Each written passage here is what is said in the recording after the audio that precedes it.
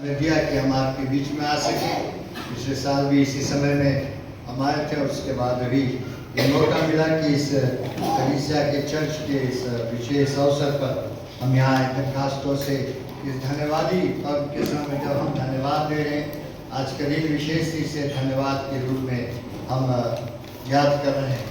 प्रभु का धन्यवाद हो। मैं आप सबको हृदय से धन्यवाद देता हूँ, आपने जो स्वागत किया। हालांकि जो क्रिश्चियन कम्युनिटी चर्च है या चर्चेज हैं, मैं अपने आप को उसका एक भाग समझता हूँ। और जब भी आप याद करते हैं या जब भी मुझे मौका मिलता है, मैं ज़रूर आने की कोशिश करता हूँ। और मेरा विश्वास है कि हम लोग मिल करके परमेश्वर की जब आराधना करते हैं, प्रभु हमारे बीच में होता है, हम सबको आशीष देता है, हमारे साथ बना रहता है।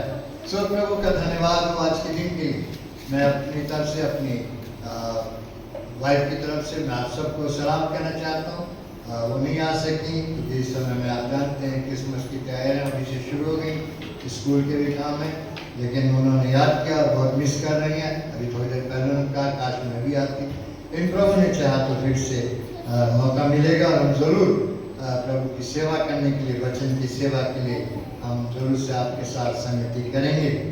आपकी दुआओं के लिए, आपके प्रेम के लिए, आपकी संगति और सहभागिता के लिए, अच्छे स्वागत के लिए हम आपको धन्यवाद देते हैं। आप इतना आदर हमें देते हैं, हम आपको हृदय से धन्यवाद देते हैं। और हम जानते हैं कि ये सब प्रभु का प्रेम है जो हमें जोड़े रखता है।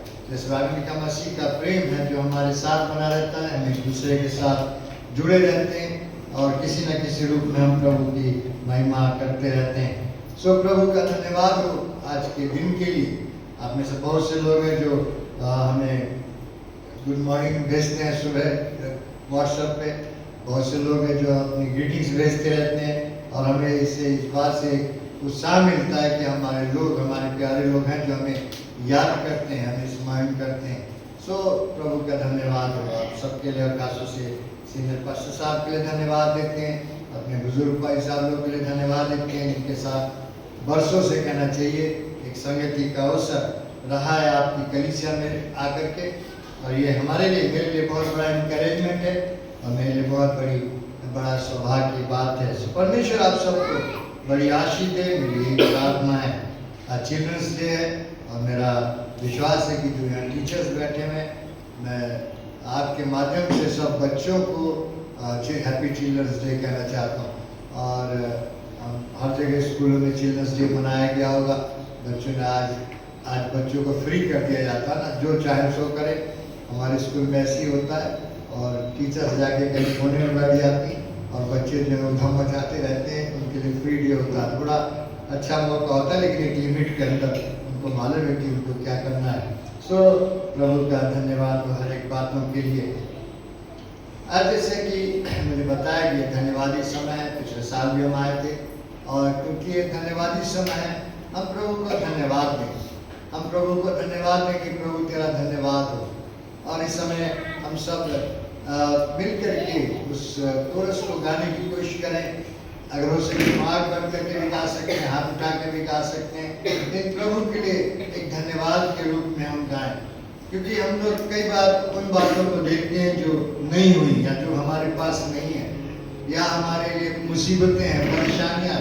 लेकिन आज का दिन एक विशेष दिन है जब हम देखें परमेश्वर ने हमें कितनी बरकतें दी हैं, कितनी आशीष दिया है। परमेश्वर ने सबसे बड़ी आशीष है कि आज हम जिंदे हैं, इस संसार में चलते फिरते हैं, अपनी कलीसिया में आकर के आराधना में शामिल हो सकते हैं। ये सब प्रभु का अनुग्रह, प्रभु की दया है और इसके लिए प्रभु का धन्यवाद दें। और गीत मुझे अच्छा लगता है, योग्यता से बढ़ के दिया है, मुझे मांगने से ज्यादा दिया है। और हम सब जानते हैं इस गीत को, इस कोरस को हम बड़े प्रार्थना के भाव में और धन्यवादी हृदय के साथ, अगर हो सके तो आप यहाँ पर अपना हाथ रख के प्रभु के सामने के, प्रभु मैं तेरा धन्यवाद करता हूँ, प्रभु मैं तेरा धन्यवाद करती हूँ, तूने कितनी आशीष मुझे दी है। हम लोग गीत गाते हैं, बरकत गिनो गिनो नाम बनाम और हैरान तुम होगे देखकर अपने काम। हम उसकी आशीषों को गिने, जाने कितनी बरकतें, कितनी आशीष उसने मुझको और आपको दिया है। सो हम इस कोरस को मिलकर के गाएंगे प्रभु की महिमा के लिए।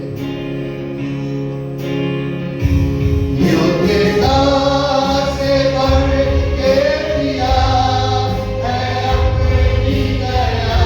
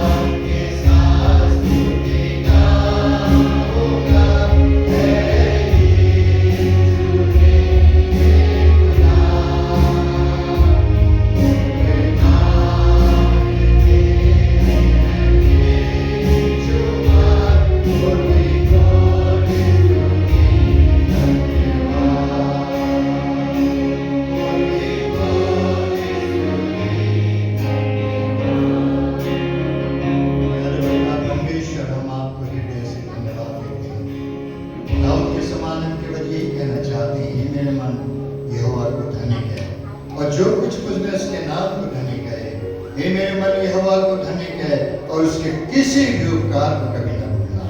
प्रभु आपने कितने बड़े बड़े उपकार हमारी जिंदगी में किए हैं और आज हम इस आपके भवन में बैठ करके हम उन उपकारों को भूलना नहीं चाहते। प्रभु जी, सबसे बड़ा उपकार है कि आपने हमें जिंदगी दी है, जीने का आनंद और अवसर दिया है, हमें आनंद दिया, हमें शांति दी है, हमारे समस्याओं में, हमारी बीमारी तकलीफ में आप हमारे साथ आए। आज की शाम को हम आपके हाथों में सौंपते हैं और यही प्रार्थना करते हैं प्रभु, आपकी उपस्थिति हमारे बीच में जैसे अभी तक रही आगे भी बनी रहे। आपके वचन को समझने और समझाने के लिए पवित्र आत्मा आप हमारी अगुवाई करें। यीशु मसीह के नाम से मांगते हैं, आमीन।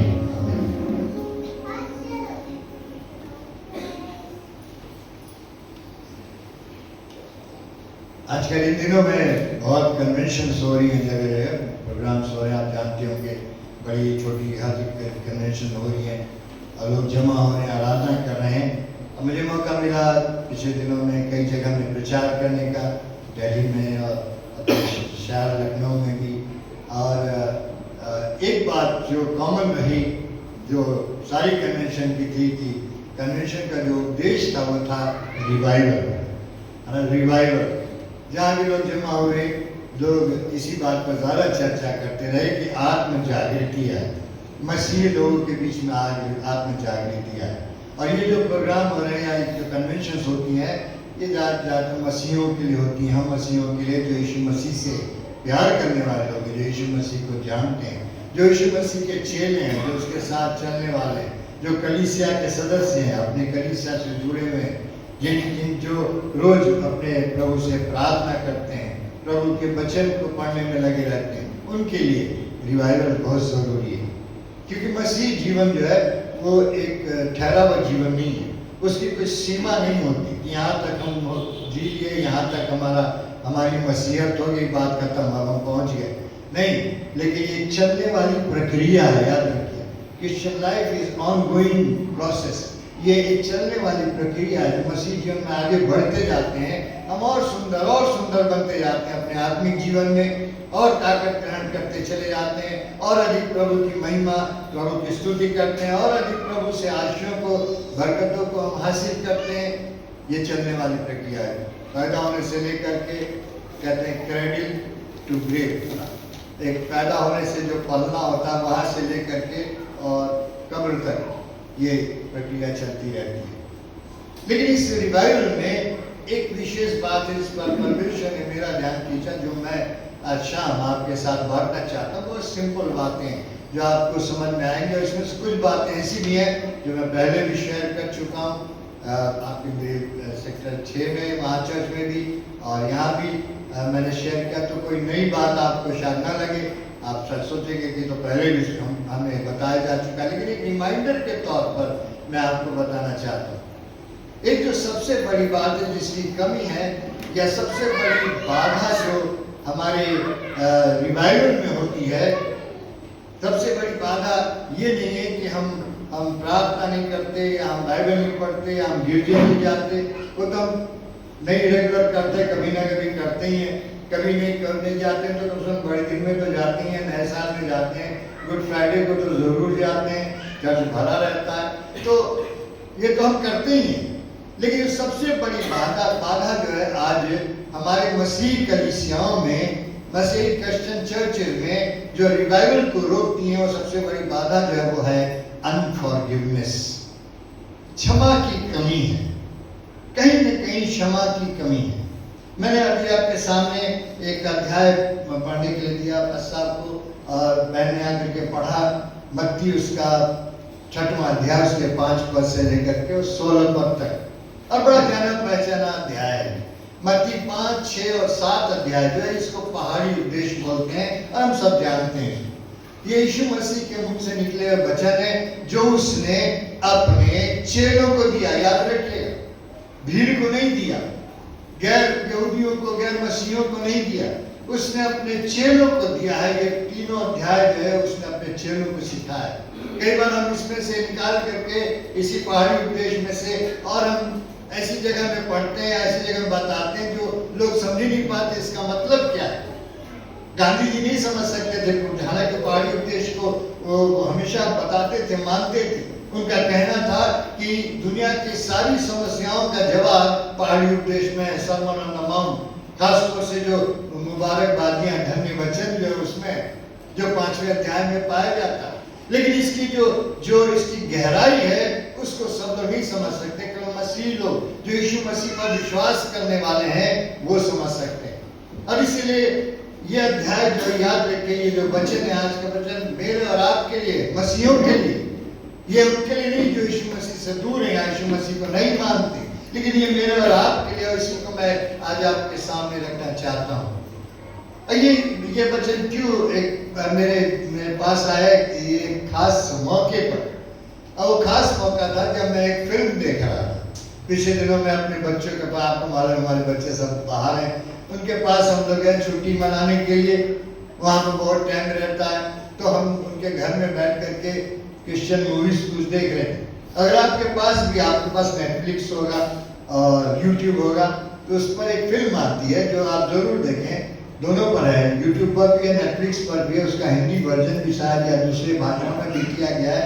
उस फिल्म का नाम है miracle from Jesus, miracle from heaven, miracle from heaven, स्वर्ग से आश्चर्यक्रम, मिरेकल फ्रॉम हेवन। अगर आपने नहीं देखा जरूर देखिएगा। तो मैं बैठे हुए देख रहा था अपने ग्रैंड चिल्ड्रन के साथ, और एक बात जो उसमें मुझे छू गई, वो एक सच्ची कहानी पर आधारित है। ये हुआ है अमेरिका देश में, वहां पर ये घटना घटी जिस पर ये फिल्म बनाई गई। ये एक परिवार है जिनका सरनेम चलता था बीम, BEAM, बीम फैमिली के बारे में है।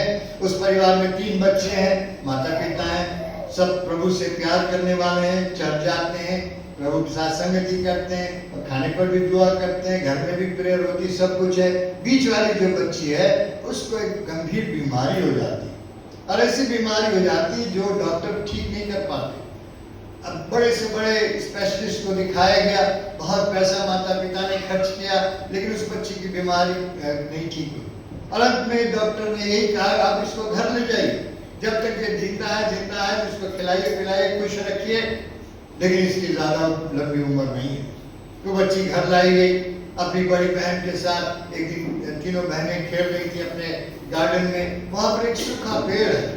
अगर आपने देखा फिल्म तो आपको समझ में आया, एक सूखा पेड़ था जो अंदर से खोखला था, और अपनी बड़ी बहन के साथ ये बच्ची जो पेड़ पर चढ़ गई, और जब पेड़ पर चढ़ गई तो पेड़ टूटने लगा क्योंकि सूखा हुआ था, और अजीब तरह से उस बच्ची का पैर फिसल गया, वो उस तने के अंदर गिर गई। करीब 20 फीट नीचे वो गिर गई सिर के बल। अब तो वहाँ हाहाकार मच गया, बड़ी बहन भागी, माँ बाप को बुला के लाई, रेस्क्यू टीम आ गई, सब आ गए, बड़ी मुश्किल से उसको निकाला गया, अस्पताल पहुंचाया गया। लेकिन बड़ा आश्चर्यक्रम हुआ, और उस बच्ची ने गवाही दिया कि उसने यीशु मसीह से बातें की। आश्चर्यक्रम ये हुआ कि न केवल वो बच्ची ठीक हो गई, और आज भी है, आज भी बच्ची है। उसको दिखाते हैं फिल्म में, लास्ट में जो एक्चुअल ओरिजिनल जो बच्ची थी उसको दिखाते भी, तो पूरी फैमिली को दिखाते हैं।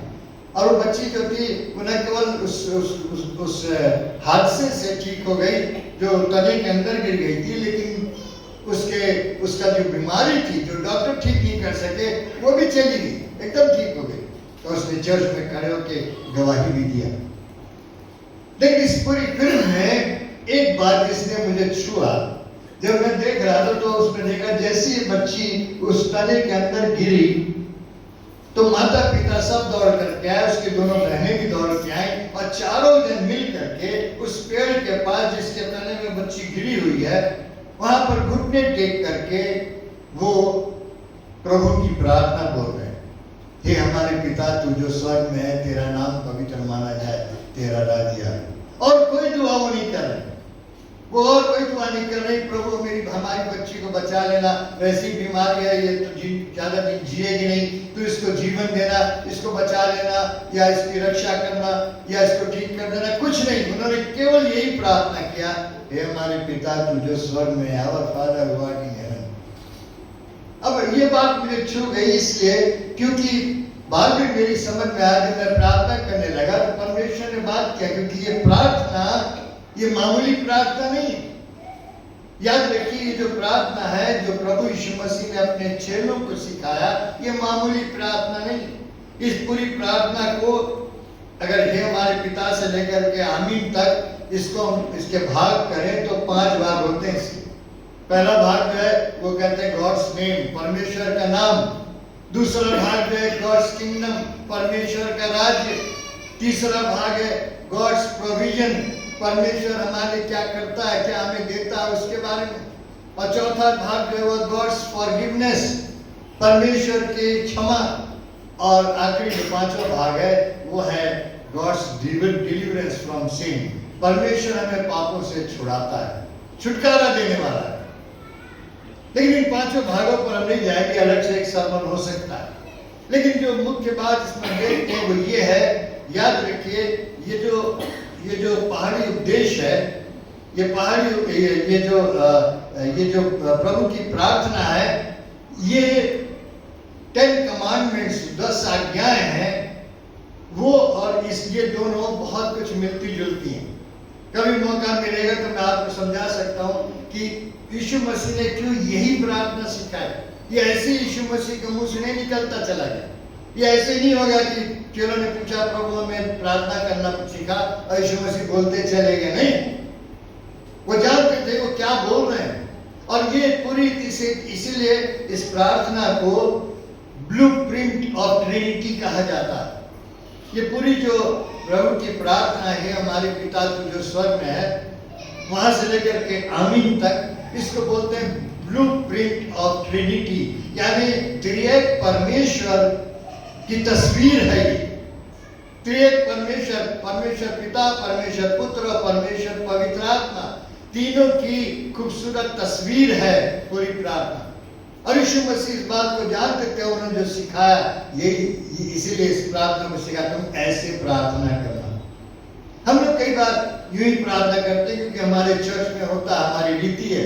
हम लोग हमारे पिता की दुआ करते हैं। कोई मर जाता है वहां भी मीटिंग होती है तो वहां भी हमारे पिता की दुआ करते हैं। बर्थडे होता है वहां भी हमारे पिता की दुआ करते हैं। कन्वेंशन होती है वहां भी हमारे पिता की दुआ करते हैं। घर में भी हम लोग हे हमारे पिता तू जो स्वर्ग में, हम लोग दुआ करते हैं।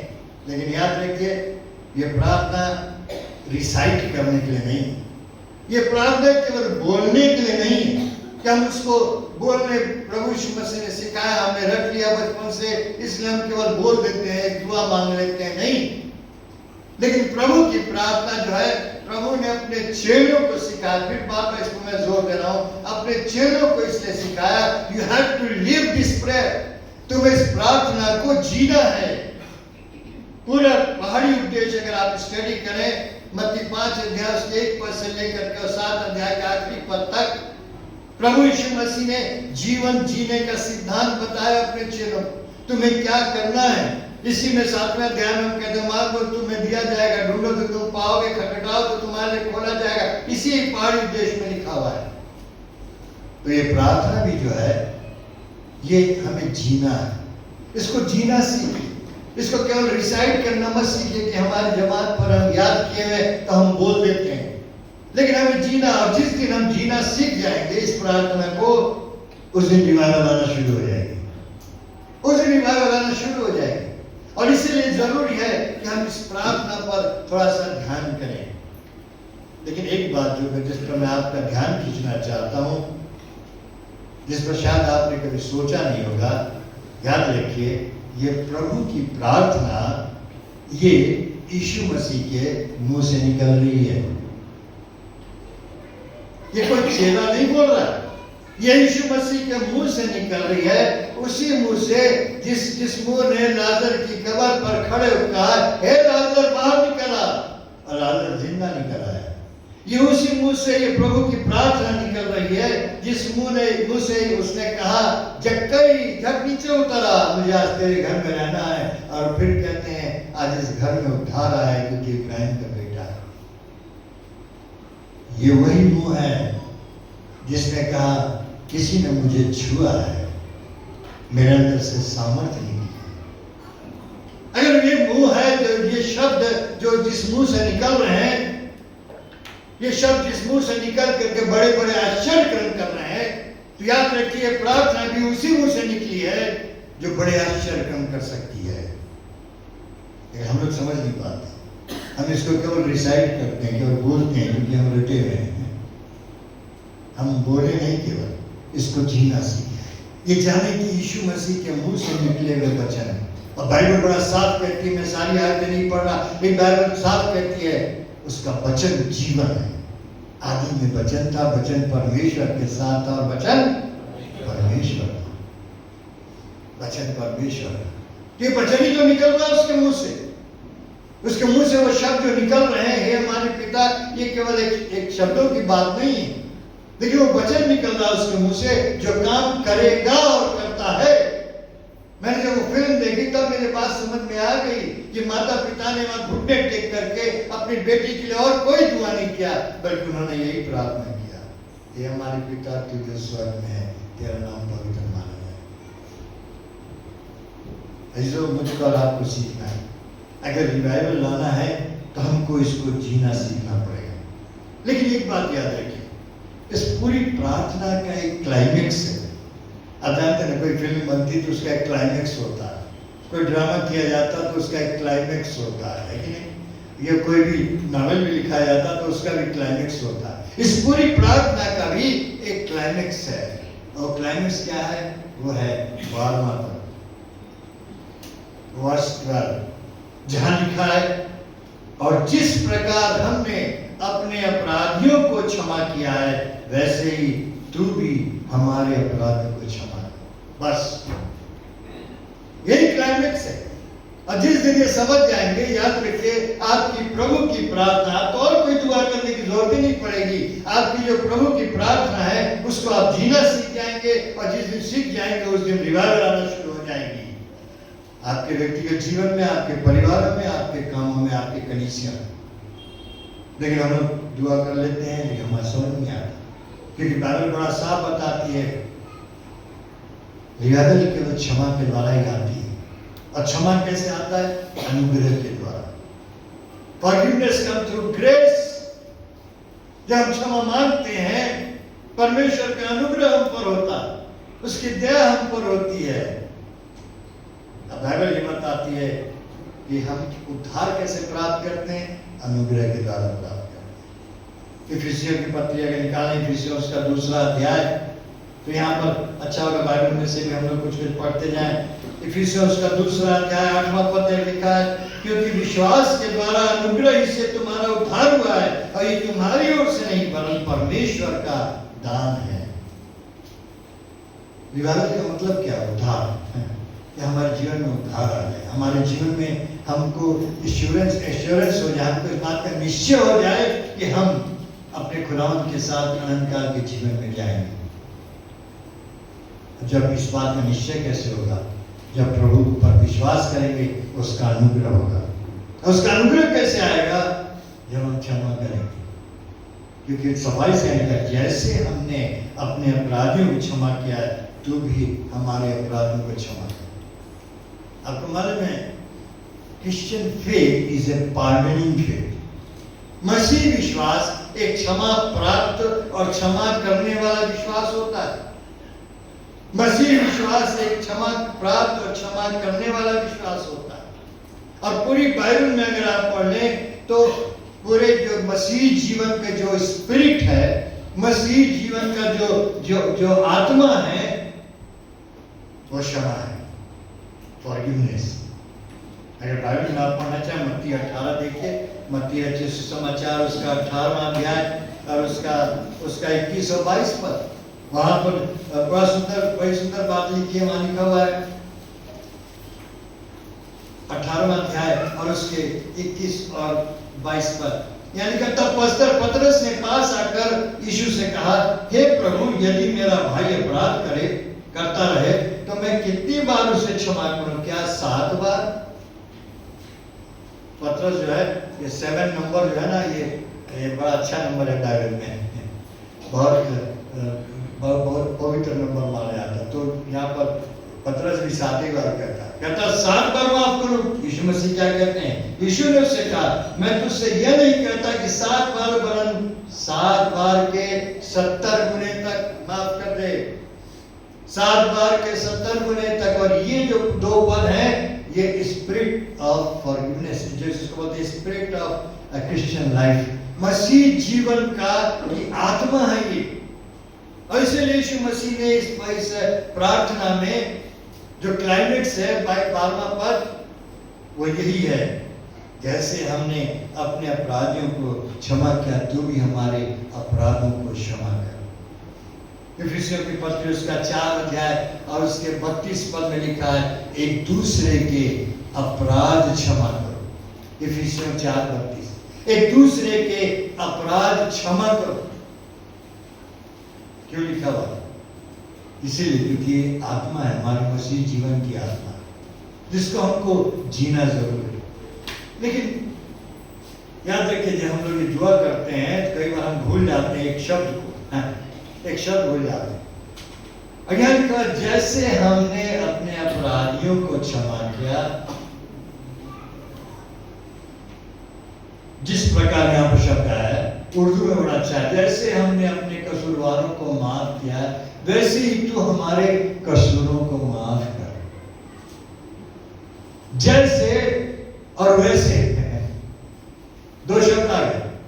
जैसे हमने माफ किया है वैसे तू हमें माफ कर दे, जैसे हमने क्षमा किया है वैसे तू हमें क्षमा कर दे। लेकिन इन दो शब्दों के बीच में एक और शब्द आ जाता है जो छिपा हुआ है और वो शब्द है कैसे। जैसे और वैसे तो हम बोल जाते हैं लेकिन कैसे को हम समझ नहीं पाते। कैसे? इसलिए क्योंकि हम इसको जीते नहीं, हम इसको रिसाइट करते रहते हैं। अगर हम इसको जिएंगे तो हमको समझ में आ जाएगा कि जैसे और वैसे के बीच में कैसे भी है, कैसे भी है। और जिस दिन हम इस कैसे को समझ जाएंगे तो हम जान जाएंगे इस प्रार्थना का कितना बड़ा प्रभाव पड़ता है। ये प्रार्थना जो है हमारे जीवनों में रिवाइवल ला सकती है। आज हम क्षमा नहीं कर पाते। हम अपने परिवारों में देखें, अपने कलीसिया में ही देख लें, अपने कमेटीज में देख लें, अपने समाज में देख लें, हमारे बड़ा मुश्किल होता है, माफ नहीं कर पाते। कितने लोग हैं जिन्हें माफ नहीं कर पाते? शायद ऊपर से हम बोलते हैं brother praise the Lord, sister praise the Lord, लेकिन मन में कुछ और है, मन में कुछ और रहता है। हम नहीं माफ कर पाते, हमने क्षमा नहीं किया, उसने मेरे खिलाफ ये बोला मैं क्षमा नहीं करूंगा, उसने मेरे खिलाफ ये किया मैं अब क्षमा नहीं करूंगी। मन में हम ये घूमते रहते। मैंने एक बार बताया था और फिर से बताना चाहता हूँ, इसलिए मैंने कहा था मैं याद दिलाना चाहता हूँ। 3 प्रिंसिपल हैं, 3 सिद्धांत हैं जो किसी को क्षमा करने में बाधा बनते हैं। किसी को क्षमा क्यों नहीं कर पाते? क्योंकि तीन सोच है, 3 किस्म के सिद्धांत थे जो हम लेकर के अपने जीवन में घूमते हैं। नंबर 1 सिद्धांत है वो ये है, I will do what I want to do. मैं वो करके रहूंगा जो मुझे करना है, चाहे कुछ भी हो जाए। कौन मेरे खिलाफ है, कौन मुझे क्या कह रहा है, मामा पापा मेरे बारे में मुझे क्या कह रहे हैं, किसी की नहीं सुनना है। मुझे वो करना है जो मुझे मैं करके रहूंगा। और नतीजा क्या होता है? फिर हम माफ नहीं कर पाते किसी को, क्योंकि जो हम अपनी मर्जी के अनुसार करते हैं गलत होता है, उसका नतीजा भी गलत होता है। फिर हम दूसरे को दोष नहीं दे सकते, हम किसी और को दोष नहीं दे सकते, लेकिन हम अपने आप को ही दोष देते तो ज्यादा अच्छा है। हमें जो करना है सो हम करके रहेंगे। उत्पत्ति किताब उसका 3रा अध्याय और उसके 6वें पद में हम पढ़ते हैं आदम और हवा के बारे में।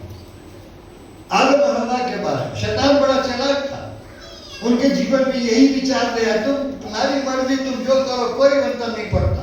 परमेश्वर तो बेकार बोलता है कि तुम मर जाओगे जब इस फल को खाओगे।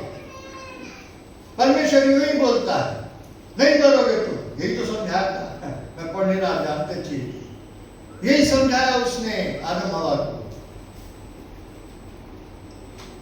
जो तुम्हारी मर्जी हो करो, देखने में इतना अच्छा है, खाने में कितना अच्छा हो, कितना सुंदर है, कितना स्वादिष्ट है। अभी खाए नहीं है लेकिन मुझे करना, मुझे खाना है तो खाना है। और यही बात है जो हमारे जीवन में पाप को ले आती है, हमारे जीवन को बर्बाद कर देती। कई बार ये सिद्धांत जो हमारे जीवन में आ जाता है, ये जो स्वतंत्र इच्छा प्रभु ने हमें दी है, फ्री विल दिया है, उसका गलत इस्तेमाल जो हम करने लगते हैं तो क्या होता है? हम गलत राह पर चल लेते हैं, हम गलत ट्रैक पकड़ लेते हैं। इसको बोलते हैं ना बोलचाल की भाषा में, हम गलत ट्रैक पर चले जाते हैं। हमारा जीवन जो बर्बादी की ओर जाने लगता है, हम भूल जाते सही रास्ता क्या है। आदम हवा के जीवन में यही हुआ। परमेश्वर ने किसी अपनी सृष्टि को फ्री विल नहीं दिया था, उसने केवल आदम और हवा को दिया। केवल आदम हवा को स्वतंत्र इच्छा दी थी कि अच्छे बुरे का ज्ञान उनको हो। उसी का उन्होंने गलत फायदा उठाया। I will do what I want to do, मेरा मन कर रहा है। ये शैतान रूपी भैया आ गए, इन्होंने समझा दिया है, देखने में इतना अच्छा तो खाने में कितना अच्छा होगा। परमेश्वर कह रहा मजा करे, वो बेकार की बात है। ये सब कहने वाली बात नहीं। आज की कलीसिया में भी यही होता। पाजी साहब लोग समझाते थक जाते हैं, अरे ये सब तो बोलने वाली बात है, हमारी मर्जी, हम जो चाहेंगे सो करेंगे। नतीजा क्या होता है? प्रभु से दूर हो जाते, जिंदगी बर्बाद हो जाती, और फिर पछताना पड़ता है। हम एक दूसरे को क्षमा नहीं कर पाते, एक दूसरे को माफ नहीं कर पाते। दूसरा जो सिद्धांत है वो है I will take what I want to take. मैं वो हासिल करके रहूंगा जो मुझे हासिल करना है। मैं वो हासिल करके रहूंगा चाहे कुछ भी हो जाए। अंग्रेजी में उस एक इडियम बोला जाता है बाय हुक और बाय क्रुक। चाहे सीधी उंगली या टेढ़ी उंगली से घी निकाला तो निकाल के रहेंगे ना, जैसे बोलते हैं हम लोग बोलचाल की भाषा में। चाहे कुछ भी हो जाए, कुछ भी हो जाए, मुझे जो करना है मैं करके रहूंगा। मुझे जो हासिल करना है वो हासिल करके रहूंगा। चाहे वो पद हो, चाहे वो पैसा हो, चाहे वो कोई स्टेटस हो, चाहे वो कोई प्रॉपर्टी हो, चाहे वो कोई इंसान हो, चाहे वो कोई जगह हो, कोई भी चीज हो सकती है। मैं हासिल करके रहूंगा चाहे कुछ भी हो जाए। और यही कारण हम एक दूसरे को माफ नहीं कर पाते। ये बहुत बड़ी बाधा बन जाती है कि हम एक दूसरे को माफ करें। हमारे में क्षमा की भावना नहीं होती, हमारे में तो वो भावना होती है हम कैसे हासिल करें। अब बाइबल में इसका एक बहुत अच्छा उदाहरण दिया गया है दाऊद के बारे में। परमेश्वर ने उसको कहां से उठाया? भेड़ चलाने वाला था, वहां से उठा करके और उसको पहुंचा दिया, राजा बना दिया। शाऊल की जगह पर वो राजा बन गया। सारी सुख सुविधाएं हैं, ऐश्वर्य है, शोहरत है, सब कुछ है, नौकर चाकर है, धन की कमी नहीं, सब कुछ। लेकिन एक शाम जब अपने छत पर टहल रहा है, एक स्त्री पर उसकी बुरी नजर पड़ी, उरिया की पत्नी बेतशेबा, और उसको अपनी रानी बना लिया। उरिया को सेना में भेज करके मरवा डाला और उसको अपनी रानी बना लिया। क्या नहीं था उसके पास? सब कुछ था। यही कारण है कि आज ये दिन है कि मैं और आप अपने बरकतों को गिने। मैं और आप देखें परमेश्वर ने कितनी आशीष दी है मुझको और आपको। और मसीह समाज में किसी बात की कमी नहीं है। मसीह समाज में हम देख रहे कितना परमेश्वर ने आपको आशीष दी है। आपकी नौकरी पर, आपके बच्चों को, आपके खुद के जीवन में, कलीसियाओं में। लेकिन उसको हम नहीं देखते। कुछ थोड़ा दिख जाता है, बड़ा मौज चल गया, कोई प्रॉपर्टी दिख गई, कोई पद है, उसको हम हासिल करके रहेंगे, चाहे कितना पॉलिटिक्स करना पड़े, चाहे कितना अधिक हमको उसके लिए कोर्ट में जाना पड़े, कचहरी में जाना पड़े, लड़े भिड़े पड़े, एक दूसरे को माफ नहीं कर पा रहे, क्योंकि मुझे हासिल करना है। मेरे जो बाइबल बड़ा साफ बात करती है, और मैं बड़ी प्रार्थना के साथ, बड़ी नम्रता और दीनता के साथ आपसे क्या है, अगर ये विचार मेरे आपके दिमाग में आ जाएंगे, you can not forget anyone. हम किसी को कभी माफ नहीं करेंगे, क्योंकि मुझे मालूम है मुझे हासिल करना है। दूसरा शामिल उसके 11 अध्याय में अगर आप पढ़ें तो वहाँ पर इसका बयान किया गया। दूसरा शामिल और उसके 11वें अध्याय में, और वहाँ पर इस पर दूसरे पद से अगर हम पढ़ें तो वहाँ पर बड़ा साफ लिखा हुआ है। 11वां अध्याय, सांझ के समय दाऊद पलंग पर से उठकर राजभवन की छत पर टहल रहा था, और छत पर से उसको एक स्त्री जो अति सुंदर थी नहाती हुई देख पड़ी। जब दाऊद ने भेजकर उस स्त्री को पूछवाया, तब किसी ने कहा, क्या यह एलियाम की बेटी हित्ती उरिया की पत्नी बतशेबा नहीं है? तब दाऊद ने दूत भेजकर उसे बुलवा लिया, और वो दाऊद के पास आई, वो उसके साथ सोया। तब वो अपने घर लौट गई और वो इसकी गर्भवती हुई। तब दाऊद के पास कहला भेजा कि मुझे गर्भ। दाऊद किसी बात की कमी नहीं है, लेकिन एक इच्छा आ गई जो मुझे हासिल करना, मैं हासिल करके रहूंगा। लेकिन इसका प्रभाव क्या होता है, कभी आपने सोचा? ये सिद्धांत अगर हमारे आपके जीवन में आ जाए कि मुझे इस पद के मैं लायक हूं या नहीं हूं, फिर भी इस पद को हासिल करूंगा, इस जगह के लायक हूं या नहीं हूं, फिर भी हासिल करूंगा, परमेश्वर ने मुझे सब कुछ दे रखा है, फिर भी मुझे और चाहिए और चाहिए और चाहिए, जिस चाहे मुझे कितना भी कोर्ट केस लड़ना पड़े, कहीं भी जाना पड़े, कितना भी पैसा खर्चा करना पड़े, मैं उसको हासिल करके रहूंगा, तो नतीजा क्या होगा? नतीजा केवल दाऊद ही के ऊपर नहीं रहा, नतीजा केवल दाऊद के जीवन में ही नहीं रहा कि दाऊद पापी गिना गया। नातान नबी आया, उसको बताया, दाऊद को पश्चाताप करना पड़ा, लेकिन उसके इस सोच का कि मुझे इस स्त्री को हासिल करना है चाहे कुछ भी हो जाए, उसके पति को भी मरवा डाला, हत्यारा बन गया एक तरीके से। इस सोच का नतीजा क्या हुआ?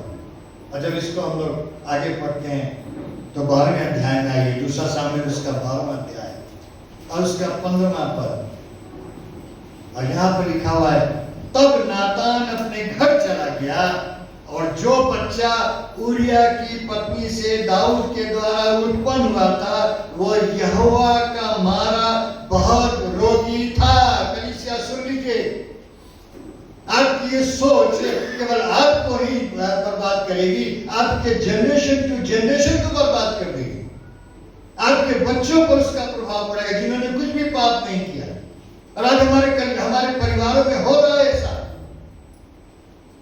मैं बहुत देख रहा हूं, हमारे परिवारों में हो रहा है, हमारे बच्चे भुगत रहे हैं केवल इसलिए कि हमारी सोच ये है, ये प्रॉपर्टी मेरी बन जाए, ये पैसा मुझे मिल जाए, ये पद मुझे मिल जाए, मैं ये बन जाऊं, मैं वो हासिल कर लूं गलत तरीके से। उसका प्रभाव केवल आप पर नहीं है, आपके बच्चों पर भी है। क्या गलती थी उस बच्चे की? क्या गलती थी उस बच्चे की जो बेशेवा से पैदा हुआ दाऊद के बाद? कोई गलती उसकी नहीं थी, लेकिन दाऊद की उस सोच का, दाऊद के उस पाप का नतीजा क्या हुआ? उसे घर में ऐसा बच्चा पैदा हुआ जो रोगी था। लिखा यहोवा का मारा बहुत रोगी था। आपकी ये सोच परमेश्वर की मार को ले आएगी, याद रखिए। परमेश्वर छोड़े या नहीं, मैं आपको दावे से कहता हूं, आज हो रहा है, ये हो रहा है। शैतान हमारी सोच को बदल रहा है, और नतीजा क्या है? हमारे बच्चे भुगत रहे हैं, हमारे बच्चे कहीं के नहीं, हमारे बच्चे पढ़ लिख नहीं पा रहे, हमारे बच्चे जो कुछ बन नहीं पा रहे, हमारे बच्चे आगे बढ़ नहीं पा रहे, हमारे बच्चे बीमार हैं, जवानी के हाथ में उनको हाई डायबिटिक है। कितने बच्चे आज हो गए? तो हम लोग सुनते थे बुजुर्गों को होता था, हमारे उम्र वालों को होता था डायबिटीज, अब तो जवान बच्चों को हो जा रहा है। तमाम बीमारियां घेर ले रही हमारे बच्चों को। हम कब सीखेंगे? ये जो सोच है, हम क्षमा नहीं कर पा रहे, किसी को क्षमा नहीं कर पा रहे, और यही कारण है हमारे जीवन में हम परमेश्वर की इच्छा को पूरी नहीं कर पा रहे। परमेश्वर की इच्छा क्या है? इब्रानियों उसका 7वां अध्याय निकाले, इब्रानियों उसका 7वां अध्याय और उसके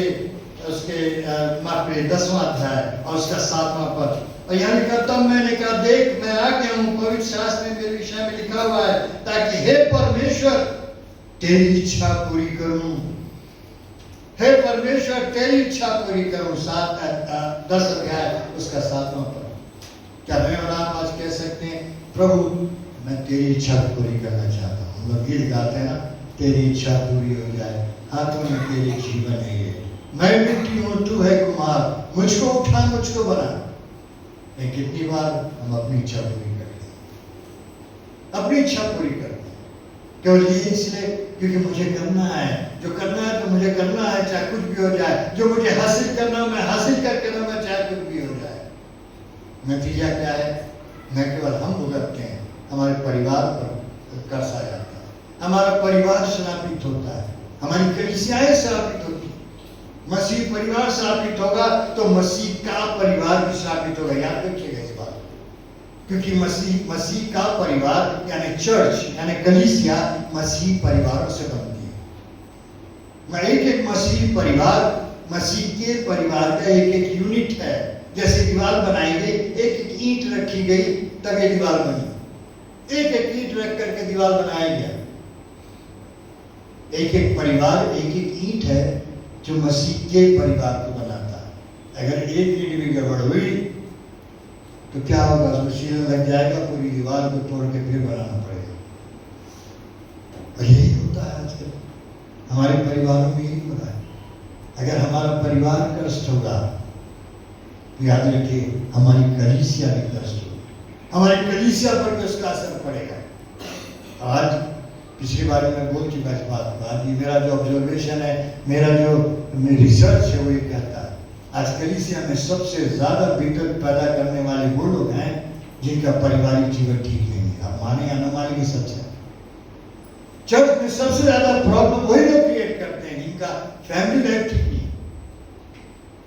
क्यों? यही बात है, वो सोच है ना, वो माफ कर नहीं पा रहे एक दूसरे को, पास्टर को माफ नहीं कर पा रहे, कम्युनिकेशन में जिसको माफ नहीं कर पा रहे, अपने परिवार में माफ नहीं कर पा रहे, तो रिवाइवल कहां से आएगी? नहीं आ सकती, चाहे कितनी भी कन्वेंशन करा ले, कितनी भी बड़ी बड़ी मीटिंग्स करा ले, रिवाइवल तभी आएगी जब इस सोच को दूर करेंगे। तीसरी जो सोच है, तीसरा जो सिद्धांत है जो हमें क्षमा करने में बाधा बनता है, वो ये है, I hate you because you are better than I am. मैं तुमसे घृणा करती हूं क्योंकि तुम मुझसे बेहतर हो, किसी बात में तुम मुझसे बेहतर हो, तुम मुझसे अच्छा बजा लेते हो, इसलिए मन में मेरे अंदर घृणा है, मैं क्यों नहीं बजा पाता? अरे भाई, आप कुछ और कर सकते हैं। परमेश्वर ने हर एक को अलग अलग वरदान दिया है, किसी को गाने का, किसी को बजाने का, किसी को प्रचार करने का, लेकिन हम सोचते हैं वो बेहतर क्यों है मुझसे, उसके पास ये क्यों हो गया, उसको परमेश्वर ने ये क्यों दे दिया, और फिर हम माफ नहीं कर पाते। और यही बात हुई शाऊल और दाऊद के जीवन। पहला सामुएल में अगर आप पढ़ें, पहला सामुएल उसका 18वां अध्याय, पहला सामुएल और उसका 18वां अध्याय, और उसमें जब हम पढ़ते हैं वहां पर 18वें अध्याय में उसके 8वें पद में, तो वहां इस प्रकार लिखा हुआ है, 18वां अध्याय उसका 8वां पद, वहां लिखा हुआ है,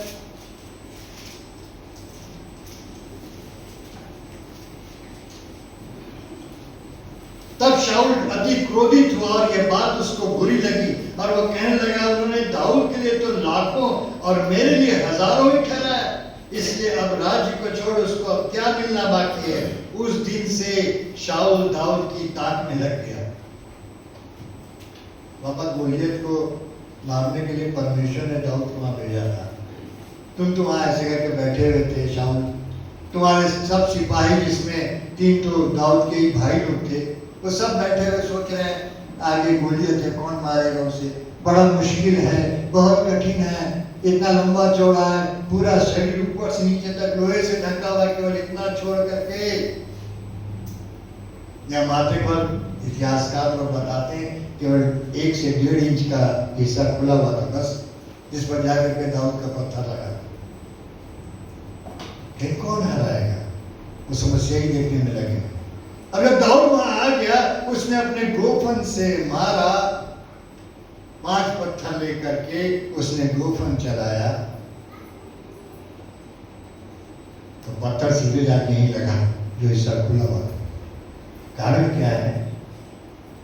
ये तो बैठ करके सोच रहे थे समस्या, बैठ करके सोच रहे कि भारी प्रॉब्लम है, कैसे इस प्रॉब्लम को दूर करेंगे। भूल गए उनका परमेश्वर उनके साथ है, उस प्रॉब्लम में भी रास्ता निकाल देगा।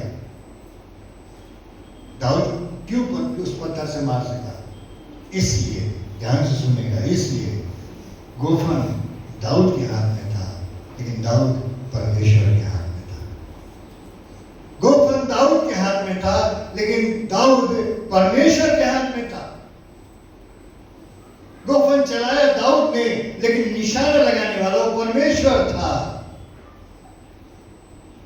क्योंकि रिसर्च करने वाले जो लोग हैं, बाइबल में बहुत सी बातें लिखी, लेकिन जो बाइबल के रिसर्च करने वाले लोग हैं वो कहते हैं कम से कम 60 फीट से 60 मीटर से ज्यादा दूरी थी, 60 से 100 मीटर की दूरी थी दोनों के बीच में।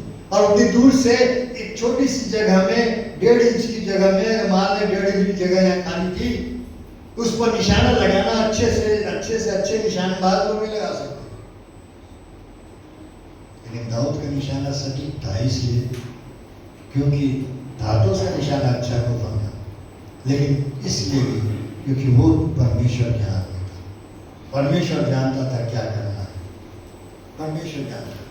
लेकिन जब उसने मार दिया तो ये लिखा हुआ है जैसे गोलियत मर गया, उसके बाद स्त्रियां जो थी गाना गाने लगी, स्त्रियां गाना गाने लगी। शाऊल ने हजारों को मारा और दाऊद ने लाखों को मारा। बस इसी पर शाऊल चिढ़ गया, why is better than I, क्यों मुझसे बेहतर है, क्यों उसके लिए गीत गाया जा रहा है कि उसने लाखों को मारा। और वहां बड़ा साफ लिखा हुआ है, उस दिन से शाऊल दाऊद की ताक में लग गया कि उसको मार डाल। भागा फिरा, जंगल जंगल भागा फिरा। हम सब जानते हैं उस पूरी कहानी को, बताने की जरूरत नहीं। आगे आगे दाऊद है, पीछे पीछे शाऊल है। दाऊद को कई बार मौका मिला कि वो शाऊल को मारे, लेकिन हर बार उसने एक ही बात कहा, क्या मैं परमेश्वर के अभिषेक पर हाथ उठाऊं? क्या मैं परमेश्वर के अभिषेक पर हाथ उठाऊं? नहीं, ऐसा नहीं कर सकता, परमेश्वर उससे निपटेगा। और यही काम है, दाऊद के पीछे वो लग गया उसको मारने के लिए। क्यों? उसको माफ नहीं कर पा रहा। इसके बजाय कि वो भी दाऊद की बड़ाई करे, अरे बड़ा अच्छा हुआ, कम से कम हमारे देश में ऐसा जवान तो है, ऐसा लड़का तो मिल गया जिसने गोलियत को हराया, हम पुलिस के उसको हरा सके, भगा सके, उनसे युद्ध जीत सके। इसके बजाय वो सोचे तो ये सोच रहा है कि ये मुझसे बेहतर है। ये मुझसे बेहतर कैसे हो गया? तुम ही अपनी को बेहतर बना थे, लेकिन उस समय तो तुम ऐसे करके बैठे रहे थे, गोलियत को देख रहे थे। दाऊद ने गोलियत को नहीं देखा, दाऊद तो कुछ और देख रहा था। वो जानता था परमेश्वर उसकी ओर से लड़ेगा। क्षमा करना बहुत जरूरी है। इस मैं आज की शाम आपसे विनती कर रहा हूँ, रिवाइवल लाना है आपके खुद के जीवन में, रिवाइवल लाना है कलीसिया में, रिवाइवल लाना है अपने परिवार में, रिवाइवल लाना है अपने समाज में, तो आपको मुझको एक दूसरे को माफ करना पड़ेगा। ये विचार, ये तीनों विचार अपने दिमाग से हटा दीजिए। तभी आप हटा देंगे, परमेश्वर पर भरोसा रखेंगे। समस्याएं आएंगी, समस्याओं से भाग नहीं सकते, लेकिन आप समस्याओं से के बजाय अपने परमेश्वर पर भरोसा रखेंगे। उस परमेश्वर पर जो आपको विजय दिलाएगा, वो परमेश्वर जो आपको जीवन से बढ़ करके बनाएगा। यीशु मसीह जब क्रूस पर चढ़े में, बाइबल बड़ा साफ बताती है, उन्होंने पहली बार यही कहा, हे पिता इन्हें क्षमा कर, ये नहीं जानते क्या कर रहे हैं। माफी मांगा उनके लिए, इन्हें क्षमा कर दे, ये नहीं जानते क्या कर रहे हैं। उसके बाद वो डाकू जब कहता है, यीशु जब तू अपने राज में आए मेरी सुधि लेना, यीशु मसीह ने कहा तू आज ही स्वर्ग में मेरे साथ होगा, माफ कर दिया तुझे। ये तो नहीं लिखा बाइबल में, लेकिन प्रभु के कहने का ही मतलब था, तूने इतने पाप किए, इतना तूने हत्याएं की है, कितने लोगों को तूने लूटा है, कितने लोगों को तूने सताया है, तुझे सलीब की मौत दी गई है, मैं तेरे कुछ नहीं कर सकता। नहीं, यीशु मसीह कहते हैं तू आज ही स्वर्ग में मेरे साथ होगा, क्योंकि बेटा मैंने तेरे गुनाहों को माफ कर दिया है, मैंने तेरे गुनाहों को माफ कर दिया है, तू आज ही मेरे साथ स्वर्ग में होगा। मैं जब पढ़ रहा था, बड़ा सुंदर तस्वीर थी। वो डाकू जो था, यीशु मसीह के प्राण निकले, उस डाकू के प्राण निकले, यीशु मसीह उसका हाथ पकड़ के चले गए स्वर्गलोक में, अधोलोक में। जो वहाँ पहुँचा तो वहाँ खड़े होकर देख रहा है बड़े मजे में कि यहाँ तो बड़ी अजीब हालत है, यहाँ तो न बीमारी है, न तकलीफ है, न कोई रो रहा है, न तो आंसू है, न तो किसी को भूख लगी, न प्यास लगी, सब लोग स्तुति करने में लगे में, सोने की बनी हुई सड़कें हैं, सब कुछ बड़ा आनंद ही आनंद है, खड़े होकर देख रहा है। था तो डाकू ही। तब तक एक स्वर्गदूत की नजर उस पर पड़ी, आगे भाग आया, छोटा स्वर्गदूत था, जूनियर था, आया, देखा अरे तो डाकू है, ये यहाँ कैसे आ गया? उसे पूछा तू यहाँ क्या कर रहा है, तू तो डाकू है, तूने तो हत्याएं की हैं। देखा मैं आ गया, बस आ गया, आ गया तो आ गया। उस स्वर्गदूत के कुछ समझ में नहीं आया, भागे भागे चला गया अपने सीनियर हेड के पास। कहने लगे यहाँ तो डाकू आया हुआ, स्वर्गलोक में डाकू आ गया, चलिए देखिए क्या किया जाए उसके साथ। अब सीनियर जो थे पूरे अपनी कमेटी को लेकर पहुंचे वहां, पूरे कमेटी को लेकर के आए, कितने 100 कमेटी आके उसको देखे, कहेंगे तू तो डाकू है, तू यहाँ सब ग्रुप में क्या कर रहा है, तू किस चर्च का मेंबर है? कहे मैं तो किसी चर्च के मेंबर नहीं। तेरा बपतिस्मा हुआ? नहीं, मुझे पता ही नहीं। तू तो एक कंफर्मेशन हुआ? बिल्कुल नहीं हुआ। तू किसी बाइबल स्टडी में जाता था? कभी नहीं गया। फिर तू कैसे यहाँ आ गया? डाकू एक ही जवाब देता है, मेरे और मेरे दूसरे डाकू के बीच में जो टंगा हुआ था, मैं उससे एक छोटी सी रिक्वेस्ट की, उसने कहा आ जा, और मैं आ गया। बस इतना जानता हूँ। उसने कहा जा आ गया, लेकिन कहने का उसका मतलब क्या था? अब मैं डाकू नहीं हूँ, मेरे सारे गुनाह माफ हो गए, उसने मुझे क्षमा कर दिया, चाहे मैंने भयंकर से भयंकर पाप के लिए उसने मुझे माफ कर दिया है।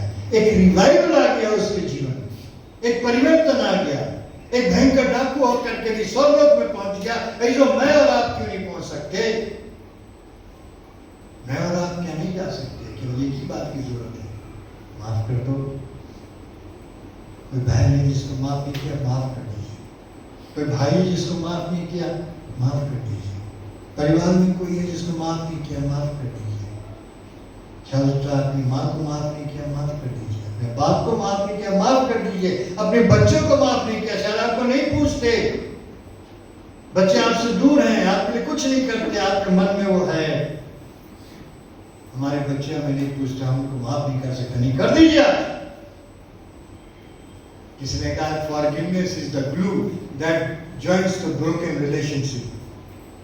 क्षमा करना ऐसे फेविकोल या ग्लू के समान है जो टूटे हुए संबंधों को जोड़ देता है। और ये एक सच्चाई है, एक फैक्ट है जो मैंने अपने मिनिस्ट्री में आजमाया है। रिवाइवल तभी आएगी जब हम एक दूसरे को माफ करना सीखेंगे। इसलिए मैंने कहा वैसे जैसे और वैसे के बीच में कैसे हुई है, उस कैसे को सोचिए। अगर आज तक नहीं किया आप माफ करिए, लेकिन परमेश्वर आपको आशीष देगा। इन कई बार प्रभु ने जो मुझे समझाया मैं आपको बताना चाहता हूँ। कई बार यहाँ पर जो शब्द आया है मत्ती 6 अध्याय में 12वें पद में, जैसे हमने अपने अपराधियों को क्षमा किया है वैसे ही तू भी हमारे अपराधों को क्षमा कर। ये जो लिखा है, आपको मालूम है कभी आपने सोचा है कि आपके अपराधी कौन है? कई बार हम दूसरे लोगों को अपना अपराधी समझते हैं। हम सोचते हैं फलाना जन हमारा अपराधी है, उसने कुछ हमारे खिलाफ में बोला है, हमारा कुछ नुकसान किया है, हमें गाली बका है, हमें मारा है, या हमें धोखा दिया है, वो अपराधी है। लेकिन कभी आपने ये भी सोचा है कि सबसे बड़े अपराधी तो हम खुद हैं अपने जीवन में। सबसे बड़े अपराधी तो हम खुद हैं अपने जीवन के, हम अपने जीवन को बर्बाद करते हैं। और यही कारण है कि कई बार कितने लोग हैं आज निराशा में, आंसुओं में जीवन बिता रहे हैं, आज दुख में पड़े हुए हैं, श्राप पर श्राप झेल के चले जा रहे हैं क्योंकि वो अपने आप को माफ नहीं कर पा रहे, अपने आप को माफ नहीं कर पा रहे। किस बात के लिए? इसी को बोलते हैं गिल्टी कॉन्शियस, दोषपूर्ण विवेक जिसको कहा जाता है। 10 साल पहले, 12 साल पहले, 15 साल पहले, 50 साल पहले, 2 साल पहले, या हो सकता है 2 हफ्ते पहले कोई मुझसे ऐसी गलती हो गई जिसको कोई नहीं जानता, मामा पापा नहीं जानते, बच्चे नहीं जानते, मेरी वाइफ नहीं जानती, मेरा हस्बैंड नहीं जानता, मेरा पास्टर नहीं जानता, मेरी कांग्रेगेशन नहीं जानती, लेकिन ये नहीं जानता है हमारा प्रभु सब कुछ जानता हमारे बारे में। लेकिन हम सोचते हैं कोई नहीं जानता, लेकिन वो पाप, वो गलती आज भी हमें काटती रहती है, आज भी हमें कचोटती रहती है, हमारे हृदय में बनी हुई है। हम खुद अपने अपराधी बने हुए हैं, जो दूसरे का अपराधी क्या बोले, हम खुद अपने अपराधी बने हुए हैं। अब दुआ करते हैं जैसे हमने अपने अपराधियों को क्षमा किया, प्रभु जी कहते हैं अपने आप को तो माफ कर ही नहीं रहा तूने गलती की, ठीक है, वो डाकू ने गलती की थी, भयंकर गलती की थी, हम में से कोई भी यहाँ नहीं होगा जिसने उस वैसी भयंकर गलती की होगी। लेकिन जब उसने कहा हे यीशु, जब तू अपने राज में आए मेरी सुधि लेना, तो सबसे पहला काम उसका ये था, उसने अपने आप को माफ किया। उसे मालूम था ये जो हमारे बीच में टंगा हुआ है ये मेरी सुधि ले सकता है। मेरे इसको अपने आप को माफ करना सीखिए। आज अगर शाम को मैं आपके जीवन के विषय में नहीं जानता, लेकिन आप बेहतर जानते। अगर आपने माफ नहीं किया अपने आप को, कोई भी गिल्टी कॉन्शियस है आपके जीवन में, किसी किस्म का दोषपूर्ण विवेक है आपके जीवन में, कोई भी बात है जो आपको अभी भी परेशान किए हुए, आप सोचते हैं ये काश मैंने ऐसा ना किया होता, काश मैं ऐसा मेरे ऐसे लोग से संबंध ना होता, काश मैं इस जगह में ना गया होता, काश मैंने ये चीज नहीं ली होती। आज भूल जाइए, आज उसको यहीं छोड़ के जाइए। प्रभु से कहिए, प्रभु मुझे मालूम मैंने गलती की है, लेकिन आज मैं अपने आप को भी माफ करता हूँ। मैं अपने जीवन का खुद अपराधी हूँ। ये बात मेरे जीवन में थी, इसलिए कह रहा हूँ। सेमिनरी करने के बाद भी थी, 4 साल बाइबल ट्रेनिंग करने के बाद, मिनिस्ट्री में आने के बाद भी थी। लेकिन रांची शहर का वो जगह मुझे याद है अच्छी तरीके से, जहाँ मैं मसीह आवाज पत्रिका का एडिटर होके गया। अच्छी नौकरी थी, बैचलर थे, शाम से था, तबीयत से रहते थे, खर्च करते थे, अकेले थे, शादी उस समय नहीं हुई थी। लेकिन एक शाम प्रभु ने यही बात मुझसे कहा। प्रभु ने कहा तूने सबको माफ किया, लेकिन अपने आप को माफ नहीं किया। बहुत से लोग हैं जिनको तूने माफ नहीं किया, लेकिन अपने आप को भी माफ करो। मुझे अच्छे से याद है, मैं ऑफिस से लौट करके आया था, आकर के अपना गिटार उठाया, बाहर ऊपर छत पर रहता था, फर्स्ट फ्लोर पे, बाहर आंगन में सता खुला छत था, बाहर नीचे जमीन पर बैठ गया, आंख से आंसू गिरने लगे। प्रभु मैं आज अपने आप को भी माफ करता हूँ, मैंने गलतियाँ की हैं।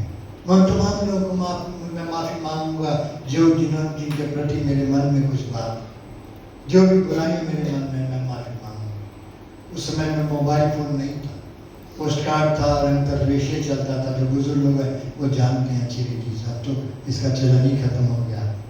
जितने पोस्ट कार्ड थे, जितना अंतर्देशीय मेरे पास, सब पर लिखता गया, जिसका एड्रेस पता था लिखता गया, भाई मुझे माफ़ कर दो, बहन मुझे माफ़ कर दो, पास्टर मुझे माफ़ कर दो, मेरे टीचर थे सर मुझे माफ़ कर दीजिए, मेरे कुछ दोस्त थे दोस्त मुझे माफ़ कर दो, मैंने ये गलतियाँ की, माफ़ कर दो, माफ़ कर दो, सबको लिख के पोस्ट कर दिया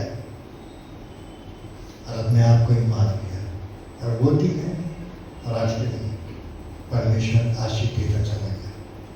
अब ये नहीं था कि कभी गलती नहीं किया, ऐसा नहीं, लेकिन वो गिल्टी कॉन्शियस खत्म हो गया, वो दोषपूर्ण विवेक खत्म हो गया। अब जो मैं दुआ करता हूं, जैसे हमने अपने अपराधियों को क्षमा किया, तो मुझे मालूम है मैंने अपने आप को क्षमा किया, उन गलतियों में फिर मैं नहीं जाऊंगा। जब हम अपने आप को माफ करेंगे तब हमारा अधिकार बनता है प्रभु से कहें, प्रभु वैसे ही तू हमारे गुनाह को भी माफ कर। डाकू इस बात को समझ गया था, वो समझ गया था इस बात को, इसीलिए स्वर्ग में चला गया। मेरे जो रिवाइवल लाना है तो अपने आप को भी माफ करिए।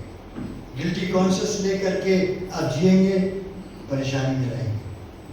अंत क्या होगा? यहूदा इस्करियोती के समान होगा। आपको अच्छी रीति से मालूम है, 2 चेलों का बयान है यीशु मसीह के मौत के संबंध में। जब यीशु मसीह को पकड़ लिया गया, और पकड़वाया किसने? यहूदा इस्करियोती ने।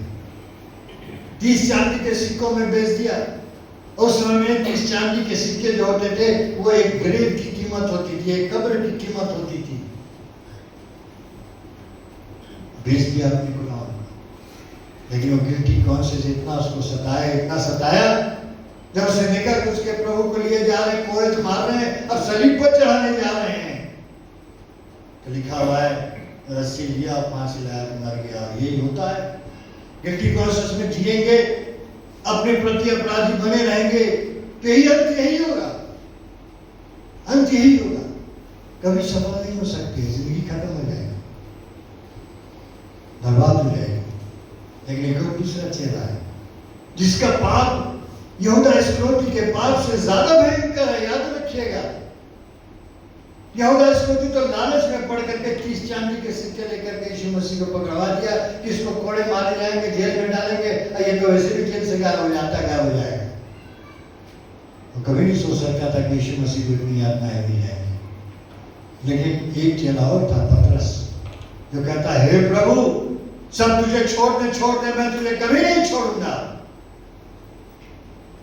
यीशु मसीह घूमते हैं, कहते हैं, पतरस, इससे पहले कि मुर्ग बांध में तो मेरा 3 बार इनकार करेगा।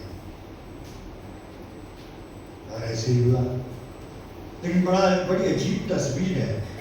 जो लोग गिल्टी कॉन्शियस में जीते हैं उनके लिए बड़ी अच्छी तस्वीर है पतरस का जीवन। वो गिल्टी कॉन्शियस उसके अंदर भी आ गया। जैसे मुर्ग ने बांध दी, लिखा, उसको याद आ गया यीशु मसीह ने क्या कहा था। लेकिन मरकुस में पढ़ेगा, मरकुस उसका 14वां अध्याय में, तो 2 बातें थी उसके जीवन में। जब यीशु मसीह को पकड़ के ले जा रहे हैं, सब चले भाग गए, जाकर के कमरे में बंद हो गए। इन पतरस लिखा हुआ है, दूर दूर से यीशु के साथ चलता रहा। दूर दूर से वो यीशु मसीह के पीछे पीछे चलता रहा। बड़ी अच्छी बात लिखी है भाई। और आज कितने लोग हैं, कितने मसीह लोग हैं, दूर दूर से चलते, मसीह हैं। अरे क्या बात है, पैसा भेजे ना आने की, हम तो घर में ही दुआ कर लेते हैं। दूर दूर से चल रहे हैं प्रभु के पास। अपने जीवन में और प्रभु के बीच में एक दूरी बना ली हमने। पतरस के लिखा, दूर दूर से चल रहा है, देख रहा है यीशु मसीह को ऊपर करे जा रहे हैं, वो उसको बांध रहे हैं, वो उसको कोड़े मार रहे हैं, सब देखता जा रहा है, लेकिन दूर दूर से। ये दूर दूर से रहने का मतलब ही है कि गिल्टी कॉन्शियस में। और दूसरी बात लिखी हुई है, बड़ी अच्छी बात, मरकुस उसके 14 और 71 में लिखा है, वो अपने आप को श्राप देने लगा। अपने आप को श्राप देने लगा। ताकत तो ये दूसरा कौन श्राप देगा, अपने को श्राप देगा। ये है गिल्टी कॉन्शियस। जब बैठ करके अपने को धिक्कारते हैं, हिंदी में शब्द है धिक्कारना, अंग्रेजी में शब्द है, ग्रीक में भी जो शब्द है उसका मतलब है श्राप देना, श्राप देना, कर्ज करना। अपने आप को श्रापित बना देते हैं, अपने आप को श्रापित कहते हैं।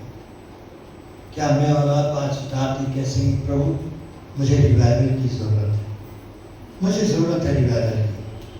अब मुझे जरूरत है, मैं मसीह रहा अभी तक, दूर दूर से चलता रहा, केवल वही संडे गिरजा आता रहा, कभी कभी आ गया, लेकिन मेरा जीवन अभी भी गिल्टी कॉन्शियस में है। अभी तक मैं अपने जीवन का अपराधी हूं, मैंने अपराध किए हैं इस समय में, तो मुझे माफ कर दे। और हमारे प्रधान यीशु मसीह माफ करेगा। वो मुझसे आपसे प्यार करता है, यीशु बहुत प्रेम करता है। बोर्सी चर्च की कलीसिया से, सेक्टर 6 की कलीसिया से, जितने क्रिश्चियन कम्युनिटी चर्च हैं, सबसे वो बहुत प्यार करता है। उसके माफी में कोई कमी नहीं। आप कोई भी क्यों ना हो, आप स्त्री हैं, पुरुष हैं, कम पढ़े लिखे हैं, ज्यादा पढ़े लिखे हैं, आपका छोटा घर है, बड़ा घर है, कार है या नहीं है, कोई बात नहीं, बड़ी नौकरी है या नहीं है, बड़ा पद है या नहीं है, कोई बात नहीं। यीशु मसीह का प्यार सबके लिए बराबर है। लेकिन जब ये दुआ मांगते हैं, जैसे हमने अपने अपराधियों को क्षमा किया, तो ये भी सोच लीजिएगा कि क्या आपने अपने आप को माफ किया। तब मेरा और आपका हक बनता है, मैं और आप कहें, प्रभु तू भी मुझे माफ कर दे। और प्रभु यीशु मसीह कहेंगे, तू आज ही स्वर्गलोक में मेरे साथ होगा। मेरे बेटे, तू आज स्वर्गलोक में मेरे साथ होगा। मेरी बेटी, तू आज मेरे साथ स्वर्गलोक में होगी। वो आपको वो आनंद और खुशी देगा जो संसार नहीं दे सकता। एक बार माफी मांग के देखिए, प्रभु से माफी मांगे, अपने जीवन से, अपने आप से कहिए, प्रभु मुझे माफ कर दे। बहुत सी बातें कहने के लिए, लेकिन आखिर में एक उदाहरण दे करके मैं खत्म करना चाहता हूँ, जो मेरी मिनिस्ट्री में, और मैं पहले भी इसको बता चुका हूँ, शायद आपको याद आ जाए। एक बुजुर्ग आंटी के बारे में, एक कन्वेंशन में मुझे बुलाया गया, CNI चर्च की कन्वेंशन थी, और उस कन्वेंशन में जब गया, वहाँ पर एक बुजुर्ग आंटी अपने बेटे और बहू और बच्चों के साथ बैठी। वो आंटी जो थी, मेरी मामा के साथ ऑर्फनेज में पली बड़ी थी, मेरी माँ ऑर्फनेज में पली बड़ी थी, मिशनरी लोगों ने पाला था, वहीं पर वो आंटी बैठी। तो एक तरीके से हम मौसी बोलते थे, मौसी जैसी लगती थी वो, क्योंकि एक साथ हम लोग पली बड़ी थी,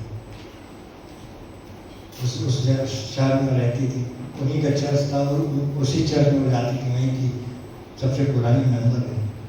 उनको पता चला हमारे स्पीकर होकर पहली शाम जैसी मीटिंग खत्म हुई, आंटी आई मेरे पास, जैसे हम नीचे उतरे आए, कहने लगे बेटा बड़ा अच्छा लगा तुझे देख के। हमको बाबू बोलती थी, बचपन से बाबू बोलती, अरे बाबू तू इतना बड़ा हो गया। और जैसे होता है ना बुजुर्ग लोग प्यार दिखाते हैं, है ना, सब इधर उधर छूते हैं, सब देखते हैं, बड़ा बहुत प्यार दिखाए। बाबू इतना बड़ा हो गया, अरे तुझको हम इतना बड़ा से देखे, हमने तुझे पाला था, तुझे खिलाया था गोद में, सब कुछ बता रही। फिर कहने लगी बाबू तुम मुझे प्रार्थना कर दो, दुआ कर दो, बहुत पढ़ी लिखी नहीं, प्रार्थना कर दो। हमने काहे के प्रार्थना करें आंटी? कहने प्रार्थना कर दो, हमारे कमर में बहुत दर्द रहता है, हमारे पैर में बहुत दर्द रहता है, हम ठीक से चल नहीं पाते, कोई काम नहीं कर पाते, बड़ा मुश्किल होता है, तुम दुआ कर दो ठीक हो जाएगा, तुम दुआ कर दो। हमको उनके घर के बारे में मालूम था, उनका बेटा हमारा अच्छा दोस्त था, वो बताता रहता, अभी भी संबंध है उससे। आंटी तो चली गई प्रभु के पास, लेकिन उनका बेटा बताता था घर में क्या होता है। मेरे मुंह से पूछने कैसे निकल गया, जबकि कहना नहीं चाहिए था, उनके लिए दुआ करना चाहिए था। मेरे मुंह से निकाल में काम किया तो बोले दुआ नहीं करेंगे। काहे नहीं दुआ करेगा? हमने कहा नहीं करेंगे, पहले जाके अपने बहू से माफी मांगो, पहले जाके अपनी बहू से माफी मांगो। अब तो आंटी हम पर बहुत गुस्सा हो गई, एकदम भड़क गई, अपनी बहू को बुरा भला कहने लगी। हमको तो बोल नहीं सकती थी, उसी को बोलने लगी। और बोलते बोलते घबराते हुए चली गई। दूसरे दिन फिर मीटिंग शुरू हुई, हम ऊपर बैठे रहे पास्टर साहब लोगों के साथ। हम देखे आंटी बड़ी तेजी में चली आ रही, बेटा भी आ रहा, बहू भी आ रही, बच्चे भी आ रहे, सब पूरा परिवार आ रहा, आगे आके बैठ गई वहाँ पर दूसरे तीसरी बेंच में। थोड़ी देर बाद उठ करके आई, पास्टर साहब के कान में कुछ बोली और जाके फिर बैठ गई। हम सोचे अब क्या होगा, इनके लिए दुआ ही नहीं किया। थोड़ी देर बाद भाई साहब खड़े रहे, इससे पहले कि इससे मैसेज होता, उन्होंने कहा हमारी सबसे पुरानी मेंबर मिसेस सो आंटी यहाँ पर हैं, बुजुर्ग आंटी, वो गवाही देना चाहती है। आंटी उठ के ऊपर आई, माइक ले गई, हम तो ऐसे बैठे। उन्होंने कहा क्या होगा, ये तो बचपन से हमको जानती है, आज हमारा पूरा जीवन का पोस्टमार्टम करेगी। ऐसे बैठे, यही हम बैठे, वहाँ आंटी बोलना शुरू की, कहे ये बाबू को हम बचपन से जानते हैं। हमने कहा बाप रे बाप, अब तो आधा साल में तो वैसे ही भूल गए उसने क्या बोलना। कहते इसको हम बचपन से जानते, इसको हम गोदी खिलाए हैं। सब लोग देख रहे थे बड़े खुश, और हम ऐसे करके बैठे। हमने कहा आंटी क्या बोल रहे हैं, वहाँ बोल भी नहीं सकते कि जाके बैठ जाए। कहने कल हम आए थे, इस समय बोले हमारे प्रार्थना करो, ये हमारे प्रार्थना नहीं की। बड़े गुस्से में उस ताऊ ने बोल नहीं, ये हमारे प्रार्थना नहीं किया। हम मन में सोचने काश इनके दुआ भी कर रही, कितना अच्छा है। आज तो ये हमारे पूरे पब्लिक के सामने हुए, लगी हुई पूरी पब्लिक के सामने शामियाना में चल रहा था, इसलिए मेरे माल में काफ़ी लोग थे। हमने कहा जी हमारे बारे में सब कुछ बता देंगे, बचपन से लेकर अभी तक। कहने कल इसने कहा तुम जाकर के अपने बहू से माफी मांगो। हम रात में गए, हम तो सो गए, सोने से पहले हम तो जगह सोने के लिए, तब तक हमको ख्याल पड़ा बाबू हमसे ये बोला है। हम सोचे चलो एक बार ट्राई कर लेते हैं। हम गए बहू के कमरे में, हम बहू से बोले बहू हमको माफ कर दो। हमारा इतना बोलना था, बहू भी हमको माफ कर दी। हम दोनों गले मिल के खूब रोए, एक दूसरे को माफ कर दिए, अभी जाके सो गए हम अपने कमरे में। सुबह जब हम उठे तो हमारे पीठ का दर्द, हमारे पैर का दर्द सब गायब हो गया। हम एकदम अच्छे हो गए, अब हम दौड़ सकते हैं। हमको चैन आ गया, हमने कहा प्रभु तेरा धन्यवाद, तेरा धन्यवाद। मेरे लिए ये हुआ है, हो रहा है। क्षमा करना आसान नहीं है, लेकिन इसका प्रभाव पड़ता है। क्यों? फिर से बात कह रहा हूँ, क्योंकि यीशु मसीह के मुंह से निकले हुए वचन है, और यीशु मसीह के मुंह से निकला हुआ जो वचन होता है वो प्रभाव करता है, तो प्रभाव करता है। और ये प्रभु की प्रार्थना भी वही है, जैसे हमने अपने अपराधों को क्षमा किया, तू ही हमने हमारे अपराधों को क्षमा किया। एक बार आजमा के देख लीजिए। वार्टी में आजमाया, ठीक हो गई। खैर बहुत बुजुर्ग हुए तब तो प्रभु के पास चली गई, लेकिन आप भी आजमा के देखिए, परमेश्वर अद्भुत काम करेगा। आप छोटे नहीं बन जाएंगे। अगर आपके मन में किसी के प्रति कुछ है, रिवाइवल चाहिए, माफ करिए, रिवाइवल चाहिए, माफ करिए। ये बात, ये सूत्र जो है, ये एक बात भी है जो अपने साथ लेके जाइए आशा। रिवाइवल चाहिए, क्षमा करिए। घर में रिवाइवल चाहिए, क्षमा करिए। कलीसिया में रिवाइवल चाहिए, क्षमा करिए। परमेश्वर आपको आशीष देगा। प्रभु आपको आशीष दे। आइए मम्मी आंखों को बंद करेंगे इस समय।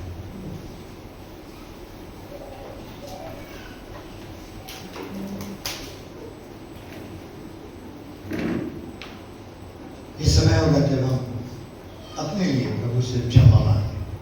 मुझे आपके जीवन के विषय में नहीं पता मेरे भाई बहन, लेकिन आप जानते हैं, अब प्रभु जानता है। वो 3 विचार अगर आपके जीवन में है, उसको निकाल दीजिए, उसको हटा दीजिए। प्रभु आपको सब कुछ देगा, आपके जीवन को बदल देगा, आपके जीवन को शांति और आनंद से भर देगा, आपके जीवन में अद्भुत काम करेगा। अपने आप को माफ करिए। कोई गलती हो रही हो गई, सबसे गलतियां होती हैं। आज के बाद उन गलतियों को याद मत रखिए। आज के बाद मत सोचिए कि मुझसे ये गलती हुई। प्रभु आपको माफ करने के लिए तैयार है। आज से नया जीवन शुरू करना सीखिए, एक रिवाइव्ड जीवन, एक रिवाइवल वाला जीवन, और देखिएगा परमेश्वर आपको आशीष देगा। जो आपने सोचा नहीं वो आप प्रभु आपके लिए करेगा। बाइबल में लिखा हुआ है, जो हमारे कान ने सुना, जो हमारे आंखों ने नहीं देखा, जो हमारे चित्त पर नहीं चढ़ी, परमेश्वर ने अपने प्रेम